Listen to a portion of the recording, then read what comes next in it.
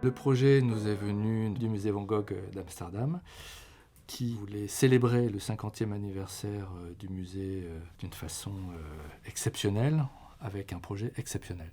Il se trouve qu'un sujet majeur de la vie si souvent traité de Vincent Van Gogh n'avait pas été encore traité par l'exposition d'une façon spécifique. C'est sa dernière période, ces 2 derniers mois à Auvers.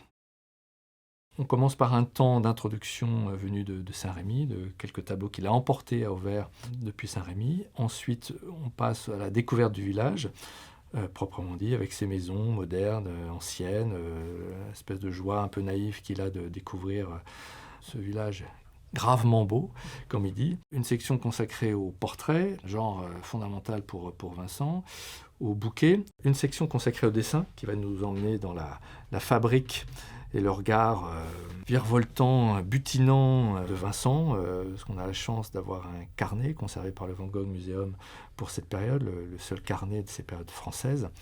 Suite à quoi on va monter sur les hauteurs d'Auvers, sur le plateau, sur le coteau, où on découvre là les grands champs caractéristiques de certains tableaux, notamment le fameux champ de blé au corbeau, qui est vraiment la grande particularité de cette période, une série de 13 tableaux qui sont donc des doubles carrés, format 50 cm par 1 mètre. Et puis on aura en toute fin, après cette dernière salle autour des doubles carrés, un dernier contrepoint documentaire qui va ouvrir sur le temps présent. L'idée, c'est de raconter un peu la postérité de Vincent après sa mort tragique, son suicide le 27 juillet et sa mort le 29, puisque le mythe Van Gogh naît de cette période, de cette fin tragique, de son côté dramaturgique. Il dit à propos d'une de ses toiles, qui est le Jardin d'Aubigny, une de mes toiles les plus voulues. Donc il y a vraiment une recherche assez mentale, au fond, dans cette exploration autour du format, qui va appliquer à des sujets assez différents, des sujets de paysage, mais vus avec des cadrages assez différents. On voit le ciel ou pas le ciel, où il y a une espèce de fait de proximité, au contraire de distance, avec des jeux de rythme assez différents. Comme s'il essayait, par ce découpage, cet emporte-pièce visuel du double carré, de regarder différemment certaines choses. Et il dit, à propos de certaines de ses toiles, notamment, encore une fois, le fameux champ de blé au corbeau, où il dit « Je ne me suis pas gêné pour exprimer la tristesse et la solitude ». Donc il y a vraiment une volonté derrière ces sujets très paysagers, de montrer son intériorité, son état affectif, moral, aussi dans cette série. Ce qui est passionnant chez Van Gogh, c'est encore une fois, c'est un artiste qui se pense traditionnel et qui est en fait complètement révolutionnaire.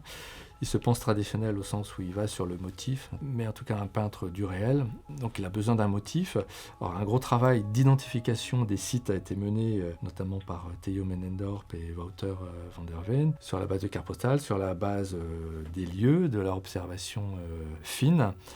Et c'est passionnant parce que ça nous permet de voir comment Vincent interprète, déforme, reforme la réalité qu'il a pu voir. Il y a toujours une interprétation au-delà du motif, qui évidemment est un jeu très plastique, de lignes, de touches, de couleurs. Il y a une transformation de la réalité qui en fait une chose expressive.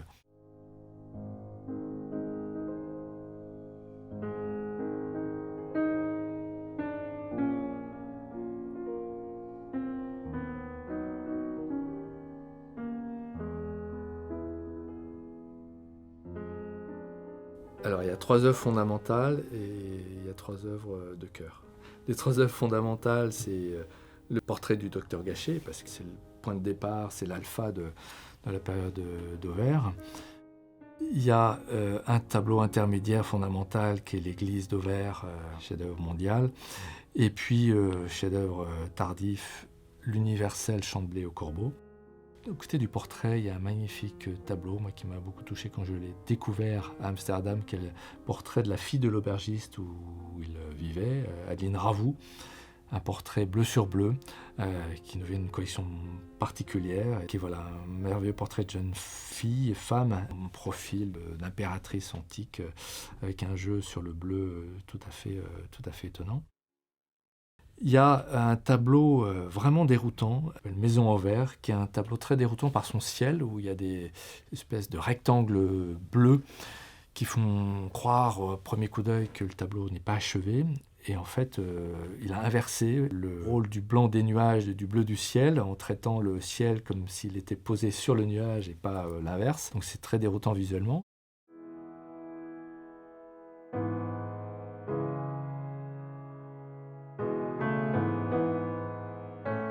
Et puis, s'il fallait retenir un tableau, c'est les Racines. Ça, c'est vraiment mon tableau fétiche de cette exposition. C'est le dernier tableau de Van Gogh. C'est un tableau fascinant parce que c'est à la fois le plus abstrait et le plus réaliste. Il est complètement ambivalent. Le plus abstrait parce que comme c'est une espèce de gros plan sur des racines d'acacia qui sortent de la terre, mais sans contexte, sans ciel, sans étalon d'un personnage ou d'un objet reconnaissable qui serait à côté. On ne sait pas si c'est des grandes choses, des petites choses. On est complètement perdu dans un espace indéterminé, bouché. On ne sait pas si c'est des formes inventées par l'artiste, sorties de son imagination torturée, effrayée, un peu cauchemardesque. Et en même temps, une fois qu'on a découvert, donc très récemment, grâce à une photographie et l'œil de Wouter van der Ven, le motif tel qu'on pouvait le voir quelques années après dans une carte postale et tel qu'on peut encore le reconnaître aujourd'hui, on s'aperçoit qu'au fond, c'est très précis. Il a juste un peu rassemblé des éléments de Racine, mais il les a très précisément décrites. Et c'est pour ça qu'on a pu le reconnaître. Donc c'est vraiment un tableau, peut-être d'Anvers, avec l'église, des plus topographiques. C'est frappant dans l'énergie qu'il y met, l'intensité très graphique. Et le tableau des Racines est une espèce de dessin en couleur. De cette façon, il y a vraiment une touche très nerveuse et parfois très filée, au contraire. Il joue beaucoup avec la nervosité, presque d'agressivité du pinceau sur la toile, d'une touche chargée en matière. Ça, c'est pas propre à Anvers, mais on sent qu'il y a une volonté de se dépenser, de sortir la peinture du tube en la mettant sur la toile à travers le pinceau, aussi parce que le médecin lui a dit qu'il fallait travailler. Et c'est en travaillant que ces idées noires passeraient et qu'on sent qu'il y a une espèce de décharge nerveuse, électrique, comme il dit lui-même. La référence à l'électricité, à l'éclair, au paratonnerre. La toile est comme un paratonnerre pour décharger cette énergie-là, et on le sent très, très instinctivement dans l'étoile d'Anvers.